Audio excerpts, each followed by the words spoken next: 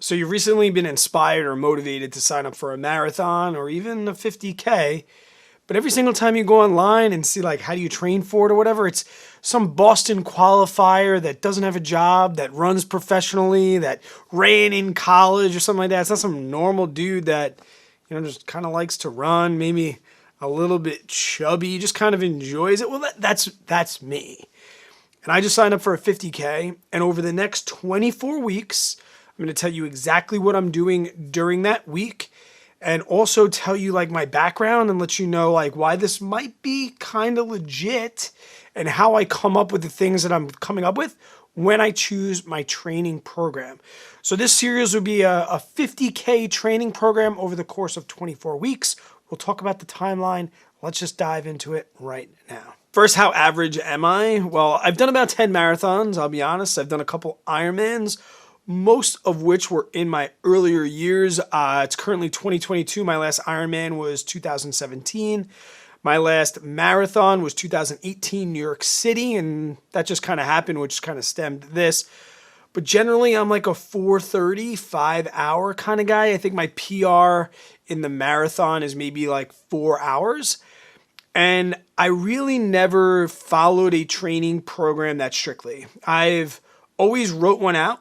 I had a coach when I had Ironman. I always wrote them out, but I never really executed on them. And that's kind of why I'm making the videos too, to kind of hold myself accountable. And, if I make the video, then I have to do it. That's like every YouTuber's dream. But I really think that if I follow the training program that's been written for me in the past, they really are a mixture of, like I said, coaches when I was early, but also free resources. Hal Higgin, I don't know how to say his name, but I followed his programs from everything from 10Ks, half marathons. He by far has the best like baseline online training programs you can find. And frankly, if you are going to do just a marathon and you just kind of want to finish and get there, look up Hal Higgin and do like his novice or his beginner marathon training. I promise you, you will finish the race and you will not be walking crooked at work on Monday. And if you're like, screw Hal, I'm following Brad,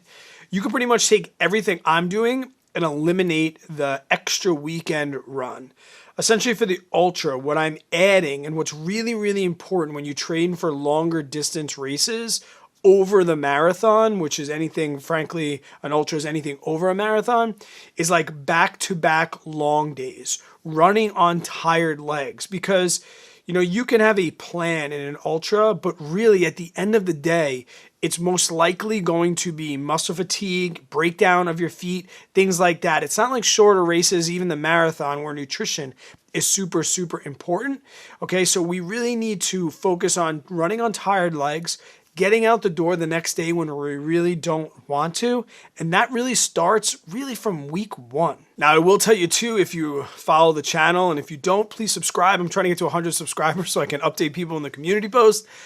But I'm also navigating a mile streak, running at least 1 mile a day for a year. Currently today at day 143. It's closer to almost to 3 miles per day at this point as I've ramped up my mileage. But what that essentially means is that I'm not taking a quote unquote rest day. And in the program I've written for myself, which some will happen after the mile streak is over, rest days are important. I pretty much have 2 of them every single week. But I will say this, and this is full disclosure, and I guess like talk to your doctors or whatever before you try running or anything like that. But essentially going out and just shuffling through a mile at like 11:30 pace, it frankly at this point, 140 days in of running at least every day, it's essentially a rest day. All right. So I'll tell you when maybe you would want to do a rest day if you're not doing a mile streak, but also tell you exactly what I'm doing. So the plan that I'm following pretty much starts at like 34 miles in week 1. Okay, 34 miles total. So, all right, Brad, I'm not up to 34 miles and I'm pretty getting close to that 24.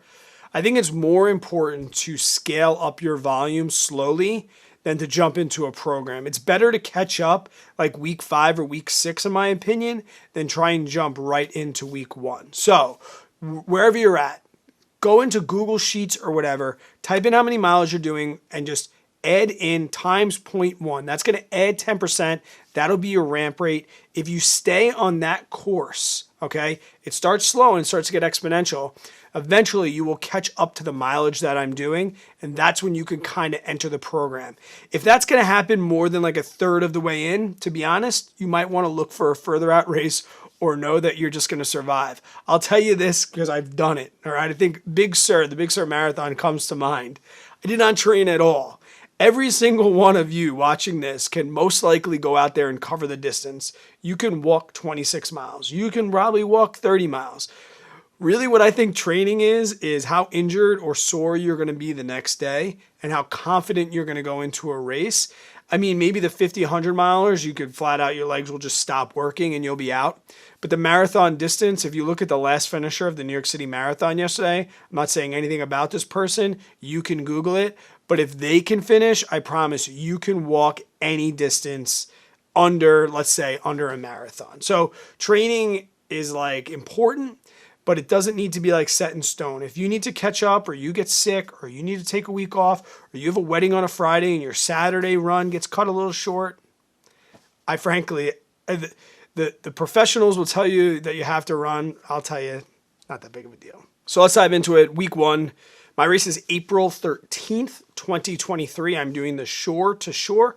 You can find it on Ultra Sign Up. Come run with me. I'm in the 40 to 49 age group, and I'm coming to smack people around and end up on the podium. That's just the confidence in me talking, but no, I'm looking just to get through. It'll be my first ultra after all those marathons. The program that I wrote for my friend, because he's doing it, like I said, hodgepodge of things I've read and just things that work for me. 34 miles in the first week. I've been running 30 to 35 miles pretty consistently now for a little over a month, maybe 5 weeks. So I'm not too worried about this distance. And also I'm going to ramp back about 20% every 4 weeks. So maybe if you're ramping up, I think week 4, I have like 30 miles in there. I'm not going to give you the whole schedule now. You have to check in. I'll try and get the videos out every, maybe Sunday, Monday. I think today's Tuesday. I'll get it out. But Monday will be a rest day because you probably just ran, right? You probably just had your long runs on weekends like most people do. You can set your Monday, Saturday, Sunday. If your Saturday, Sunday is really Wednesday, Thursday, then do it appropriately. It's not that serious. Because I'm doing the mile streak, I did 1 mile slow shuffle yesterday. Okay, and you can see all this on Strava. You can find me, Brad Finn, and you can just follow me on Strava. You can see Tuesday, 5 miles. 5 miles, but for the other people, 6. Like I said, I just took that 6 off of Tuesday and put it onto Monday. I will say this too, as I think of things. The week block is important. Weekly volume, I think, is more important. But if you're going to skip something or you don't feel well, get rid of the weekday ones. Really try and get those. Try not to miss long runs. Those are really, really important. Miss a Tuesday here and there. Miss a Wednesday if you're just not feeling it. Try to really, really focus on those long runs. So I had 1, then I had 5. Then I'm going to do 5 on Wednesday. Today came out a little bit more depending on what you're doing. I did a trail run today. Try and run on the course that you're going to be running so you get an idea of a pace. For example, like I run like 9:30s for a 10K in the trails today at a pretty standard heart rate. For that distance, I was in the 12s. Trails add a whole new level of things. So I tend to train on mileage, not so much pace, but that's that. 5 miles again on Thursday and 6 for everybody else because on Friday I would have a prescribed rest day. Once again, that's going to be a mile. So if you're not doing the mile streak, rest, 6, 5, 6, rest. That's your week. If you're doing a mile streak or you're somebody that has to do something every day, do 1, 5, 5, 5, 1. Now let's talk about the weekend. The weekend I have 17 total. A 12 and a 5 Saturday and Sunday. Like I said, I'm going to try and get as close to possible. If I'm at 9 miles and I'm just feeling crappy, like it's week 1, you're supposed to enjoy it. It's okay if I get to 10 and a half or 11. This is something the average person doesn't tell you. 10% here and there, especially if you go over a little sometimes, that doesn't really matter. What I wouldn't do is take that 17 and divide it into 2. Make a longer push on the first day and then run on tired legs. My goal this week is going to be to do 12 and then to do 5 on Sunday. If it works out where it's 9, then I might go 9 and 7. I really want to try and get as close to that 17 miles for the weekend block as possible. So that's the week for me. 1 mile, 5, 5, 5, 1 mile, 12, 7. Those are really important. Also, before I get out of here, guys, I'm 40, and I remember when I used to play high school sports and coach was like, you got to stretch, and you're like, I'm a kid. That Sunday run is so important to recover after that 12. I sit in a waist-deep ice bath after anything more than like 9, just for like 15, 20 minutes, and it does me wonders. I stretch. I try and do like, not yoga, but I definitely try and stretch when I can. Take care of yourself. Get those socks off your feet when you're done. Don't sit around in wet socks. Get those wet short, like just get yourself clean. And while you're doing so, get some carbohydrates in you that act fast, replenish electrolytes, take care of yourself. Okay, there's so many things outside of running. Saturday, get a good night's freaking sleep.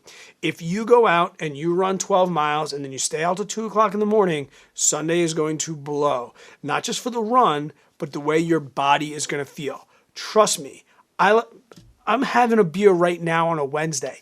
If you want to go run 12 miles and then have a cold one, good. But just remember, you signed a contract with yourself. Do not self-sabotage like I've done in the past. I'm really speaking to myself. Don't self-sabotage, because after Saturday, Sunday, you got that rest day on Monday, and then it's time to go to work again. Okay? So there's week 1. Hope that helped. If you have any questions about training for anything, even up to Ironman, leave them down in the comments below. Please subscribe if you haven't subscribed. Welcome to Brad Finn's Run. Let's run a 50K together. I'll see you in April.